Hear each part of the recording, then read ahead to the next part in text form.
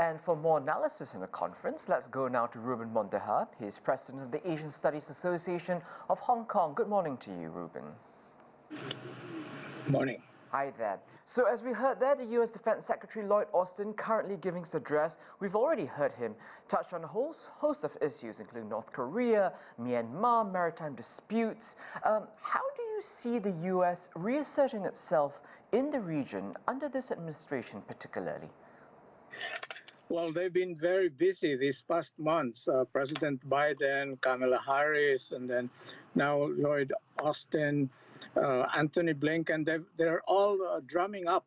So to be present in this event, in which there are about over 40 countries involved, is already a big thing. They cannot miss any beat in this. So especially Taiwan issue, South China Sea issue, the Ukraine. So all of this have very important consequences. And so to be present and to be heard is already a big thing for the U.S. And well, the U.S. is not alone in this gesture. It's also applicable to other countries. But there's nothing going to happen substantially from this meeting. This is a talk shop. This is a reaffirmation, a reconfirmation of the hard issues and the soft issues. Soft issues are pandemic, climate change. Hard issues will be military.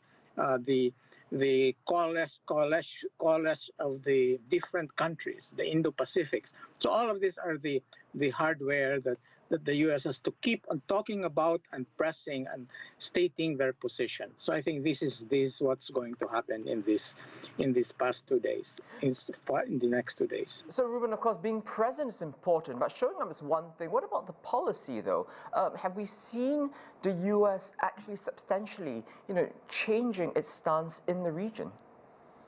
Well, as you know, President Biden responded yes when asked if he's willing to send U.S. troops if Taiwan is attacked, basically framing it against the backdrop of Ukraine.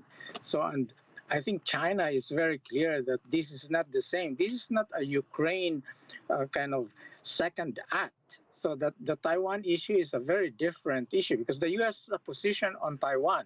The U.S. has accepted that Taiwan is part of China.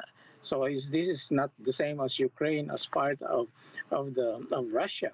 So anyway, as I said, what is important here is that they keep talking, that they keep pressing, that this is what we want in this region. We want to engage the region. We want to have closer relations with the different countries. We want to have more military exercises with South Korea, and Japan is now getting more aggressive than before. Japan is even thinking of attending the NATO meetings next month. So this is a big step. Many new things are happening in these past days. And Reuben, on the sidelines of the summit, as we've heard, Secretary Austin met China's Defense Minister, General Wei Fenghe, first for the pair. What's your reading to how that meeting went, based on the statements they made after, agreeing to maintain open lines of communication?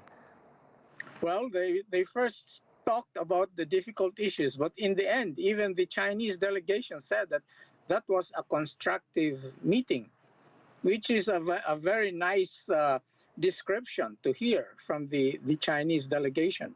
So I think it was a very good start. The more talking they are doing, the better it is, because it will kind of diffuse any kind of big quarrel that can happen easily. So the more talking, the better.